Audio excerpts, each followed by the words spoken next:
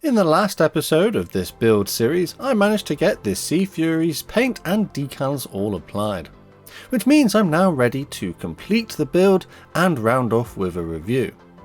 Hello everyone, I'm Matt, this is Model Minutes, and join me as I complete this Supersize project.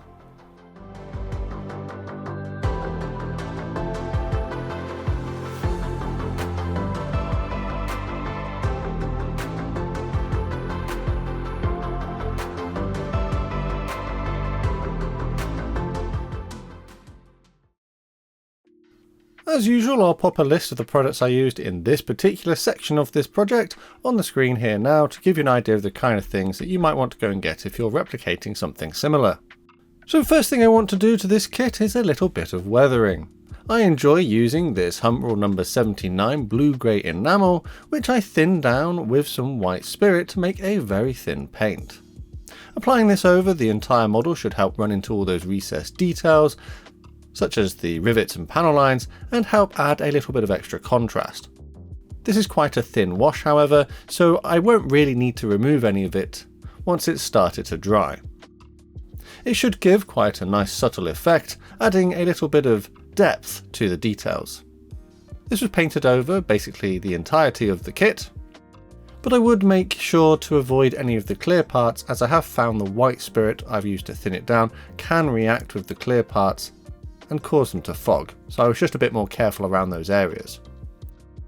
But I would make sure not to forget the different elements such as the wheels, the rockets, the spinner, and the landing gear parts, which are still yet to be attached. For the tyres of the wheels I wanted to add a little bit of extra contrast, so some Humbrol 64 light grey enamel would also be thinned down with some white spirit, and then this was painted on the tyres to add a little bit of extra depth to these areas. A dark wash wouldn't be so great on a dark surface such as the black tyres. I left that to dry, and then the next steps was to start adding the various elements onto the model which have not yet been added. On the tail wheel bay I added the doors on the side and then popped the wheel into position. Some Tamiya extra thin cement should help glue everything nice and solid. The footstep for the pilot could be glued into position on the bottom of the model, and then I started attaching the landing gear components. This was quite fiddly to get into place with all the little support arms and things which need to be carefully positioned, so this took a little bit of time to get everything in the right place. The wheels could be glued onto their axles on the landing gear legs, and all of the various doors and other components need to be glued into their slots as well. For the centerline doors, I attached the actuator arm before attaching it onto the kit, as I thought it would give the best support for that. And that pretty much completes the landing gear bays. So moving on, the underwing fuel tanks were glued into their holes on the lower side of the wing, and then the 3 rockets on each side were also glued into their holes. I did have to take my time here to make sure they remained level as the glue dried. There is this little aerial mast kind of thing which sticks out the bottom of the plane, so this was glued into its hole here. And then some gunmetal paint would be used to give it a more metallic look. At the rear of the aircraft I popped the arrestor hook into position, and then flipping over the model I added another little aerial wire. Again, a little bit of gunmetal would be used just to make it look a little less obvious. There is a pitot tube on the leading edge of one of the wingtips, so this was glued into place. And then a little bit of the Sky Type S colour was applied to the lower side, and then the dark sea grey painted onto the upper surface. I used a cocktail stick here because these are lacquer paints, and I didn't want to ruin any of my brushes. For the tip of the pitot tube, a little bit more gunmetal would be used. On the side of the fuselage there are these little doors which open up and act as a footstep for the pilot, so they were glued into position. And then I turned my attention to the propeller assembly. The 5-blade prop gets glued into the back plate of the spinner, and then the spinner itself is glued over the top. This propeller assembly is then glued onto the nose of the aircraft. There is no mechanism designed into the kit for this to freely rotate, it just gets glued in solid. And with that done, I think it's time to give everything a bit of a varnish. This K-Colors XW1 Ultra Matte Varnish was loaded into the airbrush and then sprayed over the entire aircraft to help dull down that glossy shine which it has from the previous part of the build. A couple of thin uniform layers would be done, just building it up until it looked about right. Before I move on though, a few drops of black paint could be added to this matte varnish to create a very thin black paint, which I could use to do a little bit of extra weathering. I airbrushed this around the areas where I thought there might be some exhaust staining or other residue left behind, such as these little vents on the bottom and also the engine exhaust areas. I didn't want to go too far with this particular effect, just giving enough of an impression to give this a slightly worn look. After this, I carefully removed all of the masks from inside of the cockpit, which seemed to have done a fairly good job as I don't need to touch anything up really. But I would use some matte black paint just on the rear of the cockpit area which I hadn't masked previously. This was a simple thing to do, just taking my time to carefully run the paint around the edges using a brush. For the canopies, I carefully peeled off those UK scale modeler masks which I added much earlier in the project. They seem to have worked really well, and both the internal and external surfaces are masked. For the front windscreen, I would glue this into place using a tiny amount of Tamiya Extra Thin allowed to wick into the seam between the parts. For the main canopy however, some Humbrol Clear Fix would be used to help glue into place some of the parts which need to be added inside of it. This was a little bit fiddly, but with a little bit of patience I managed to get all three components inside. They form like part of the framework. When that was done, this cockpit canopy could be glued onto the model as well, and I used a little bit more Clear Fix to help hold it in the open position. I need to remember to make sure to remove the other masks on the other clear parts as well, so I went around the model and carefully removed these too, and again they seem to have done a pretty good job of protecting these parts. For this one on the side of the fuselage however, there is a decal which I haven't yet applied. The reason this wasn't applied was because I would not be able to remove the mask otherwise, because it would cover it. So just as in the previous episode, this decal would be applied here, using the same tools and techniques. A small amount of Humbrol Clear Gloss would be painted over the top of this decal, just to help seal it in. And with that I'm going to call my build of the DBMK Sea Fury in 1/32 scale complete.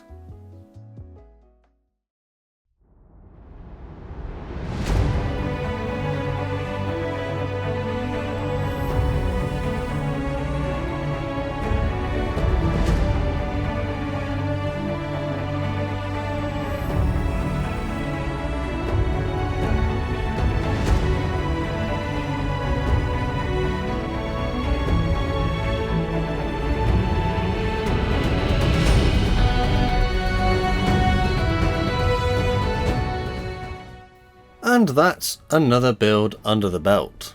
So let's get into the review of this model kit. I'll start with the less positive aspects of this product and then swing into the parts that I really like. Sadly, I did notice a couple of small short shots in some of the parts of this kit. Whilst I didn't initially identify them in my unboxing review, I did spot them during the build. They are really minimal though, and I didn't bother to do anything about them as they are so small. Perhaps this is just an indication that they need to fiddle with their moulding settings at the factory to ensure the tooling is completely filled with plastic during the injection stage. Another frustrating element was the identification of a number of errors in the instructions. Whilst it's not uncommon for the odd typo or mislabeled part to appear in the instructions from a variety of manufacturers, often it's just the odd mistake that has slipped through the cracks. Sadly, in the case of this kit, I counted at least 5 of these errors, which did cause some headaches trying to identify the correct parts. And at times, I even thought I'd lost a couple and spent time crawling around on the floor before realising they were still on the sprue and the instructions had just mislabelled them. The instructions are probably one of the weaker elements of this kit, partly due to the errors mentioned, but also due to a lack of consistency. I did notice at times that some parts that need to be added to the kit are shown as exploded diagrams and have arrows pointing where they go, whilst others will just be shaded in a different colour already in position, indicating that they should be attached at this point. This shading was not consistent, however, with some parts that needed to be attached being shaded in colour, and in other steps, parts that had been previously attached were shaded as well. This did mean that it could be misunderstood, and that there could be more than one of these parts that needed to be added, which was not the case. The final thing in relation to the instructions I'd like to discuss is that DBMK explained at their launch day that they had spent an awful lot of time researching this kit during development over about 4 years. But sadly, some of this research did not make its way into the paperwork. As an example, it seemed on the real aircraft there were black walkways at the wing roots, but they were not identified on the paint scheme. Also, you get loads of different stencils in different colours to pick from on the decal sheet, but the instructions don't tell you which ones would be best for your chosen paint scheme, so something I had to do my own research for.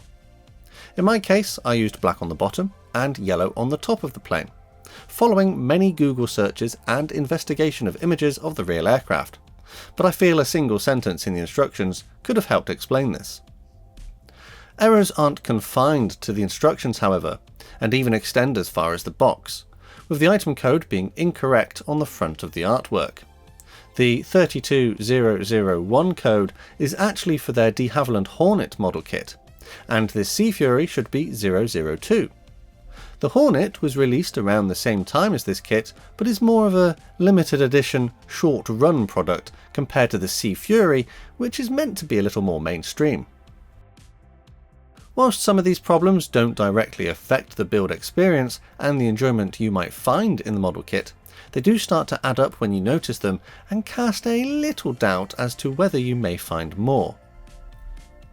A point for improvement I could suggest for this kit, or any they have in development, is the placement of the parts on the sprues and the transfers on the decal sheet. They just need to make a little more sense. I appreciate that their layout might have been done in such a way to save space and make the moulding process cheaper and more efficient, but this did result in a lot of playing hunt the part.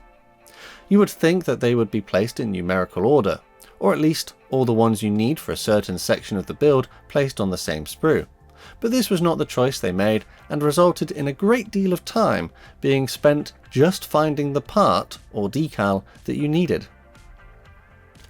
A linked concern to the instructions is the order of assembly in a few places.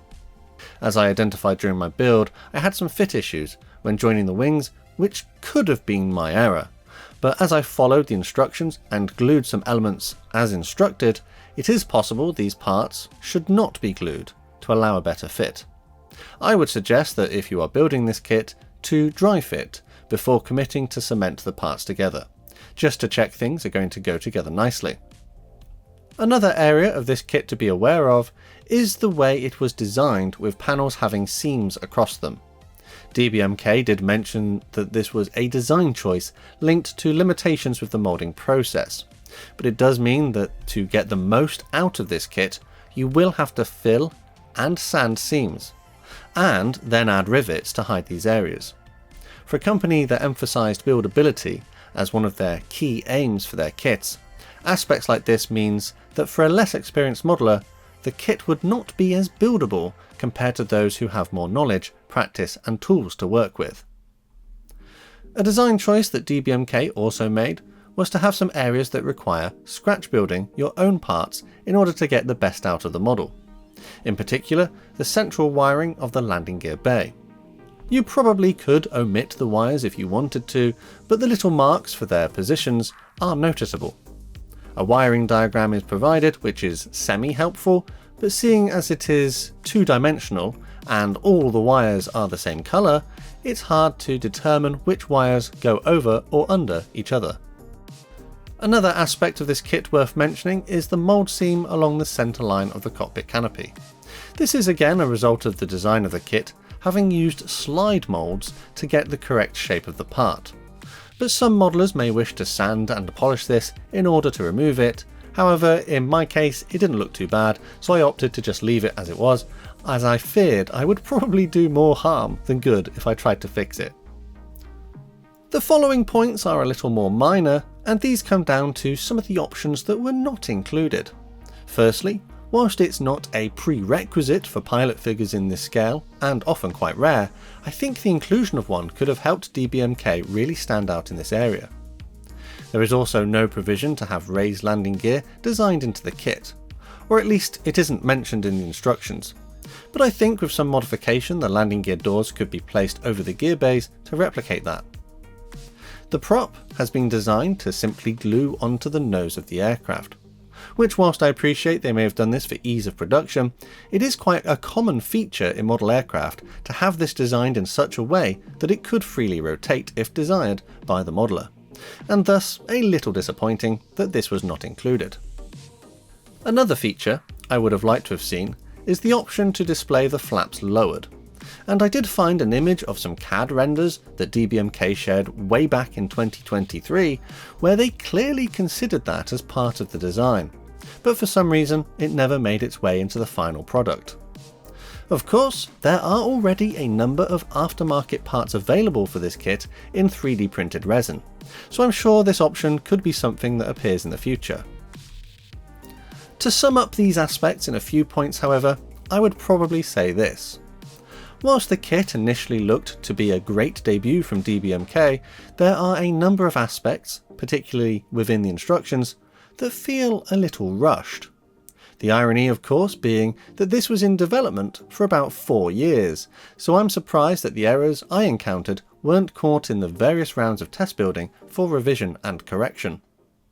To get the best out of this kit, there will be areas that require a good investment of time to build up the many sub-assemblies, working with tiny pieces of photo etch, testing the fit of the parts, sanding seams, scratch building, and the odd bit of filler, riveting, or panel line rescribing, and maybe even some research of your own to make sure you are using the correct stencils and things for your chosen aircraft. I think I was a little optimistic in my expectation for how quickly I could build this kit, with my initial hope being about a week or two.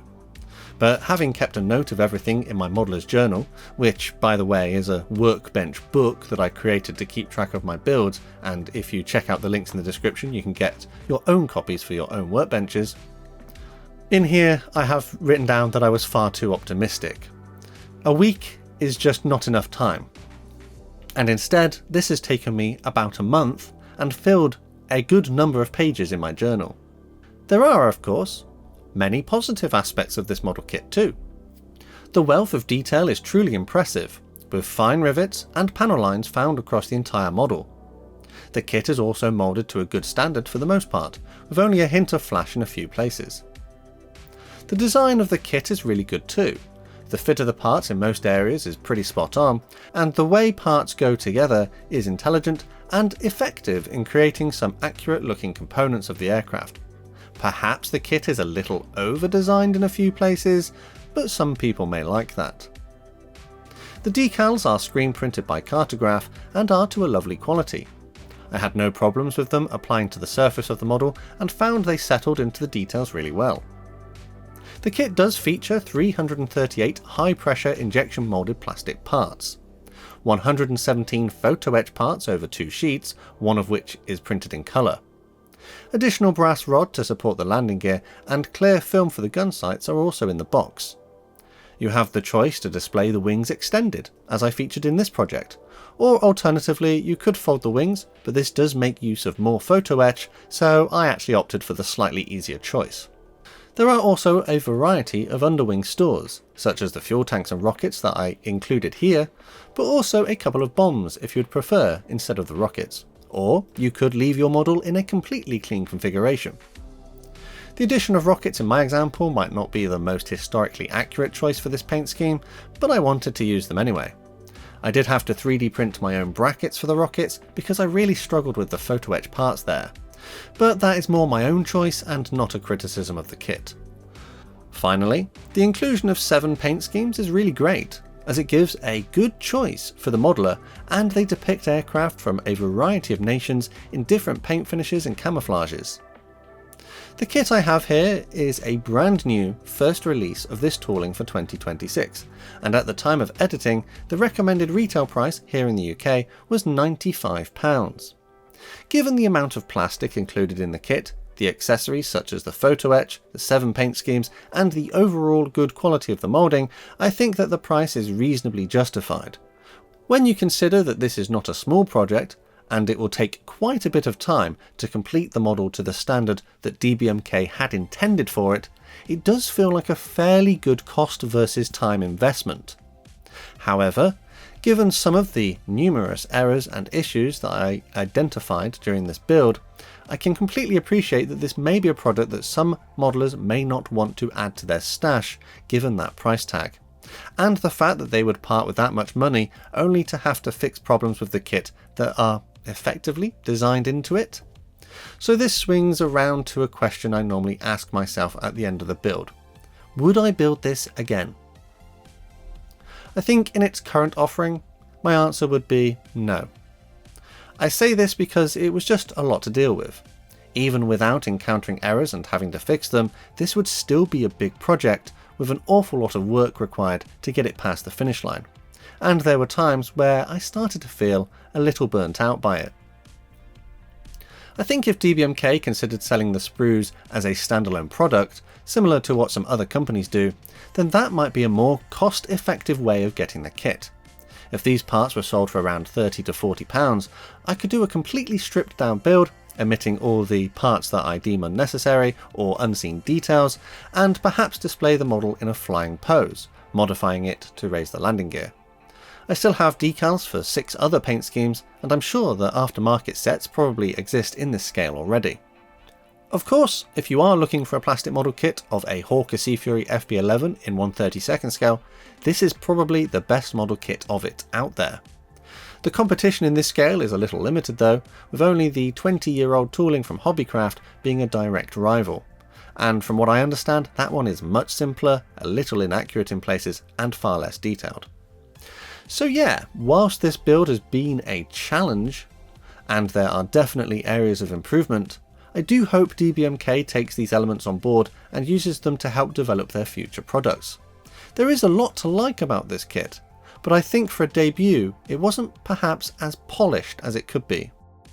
And my worry is that some modelers could have been put off this brand new kit due to some of the problems presented here. After all, you can only make a first impression once. My suggestion would be that if you do want a pretty impressive model of the Sea Fury in this large scale and have some experience fixing problems and are willing to invest the time and effort into this kit to really get the most out of it, then this would be a good project for you. Personally, I hope that DBMK continues to develop and improve. They do seem to have some interesting subjects in development for the future, and I could be tempted by their Scimitar and early Mustangs which they have announced. Before I round off the video, I would like to make a quick discussion about the products I used. Firstly, the UK scale modeler canopy masks work perfectly. Absolutely no problems there, as they do the job they were designed to do. The Hataka paints were really good to use as well. This was the second time I've used their lacquers, and I'm really happy with the way they applied to the surface of the model. Perhaps the dark sea grey isn't quite as blue as the actual aircraft in preservation at Navy Wings, but then every paint company seems to have a slightly different blend. I think the lazy shading I did on the paintwork has helped to give a slightly more three-dimensional effect, and although quite subtle, I do like the way it looks. My simple weathering of the dark wash and also the smoke stains around the engine helped to make it look a little more worn, but I didn't want to go too far with this, seeing as the preserved aircraft I saw at the Navy Wings hangar looked quite well maintained, so didn't want to go too excessive with these kinds of effects. The Hawker primer colour I mixed for the landing gear is probably a little too saturated, but I imagine a drop of white could help with that. The actual shade seems to be much debated, so this may come down to the modeller's preference. There are a few little areas around this model which might look a little untidy up close, but I did try to make this build as clean and complete as possible to give it a fair shot. After all, this is the biggest project I've done in a while, and it really put my skills to the test. So yeah, I think it's probably time to leave this one here. This is a large model kit with many good features, but some areas that definitely needed a little extra work or improvement. I think this is a reasonably good start for DBMK, and I hope that any future releases address some of my concerns in this review, which I hope could see them produce some truly exceptional products in the coming years. But do let me know down in the comments what you thought of my build, and if my assessment of this kit was fair.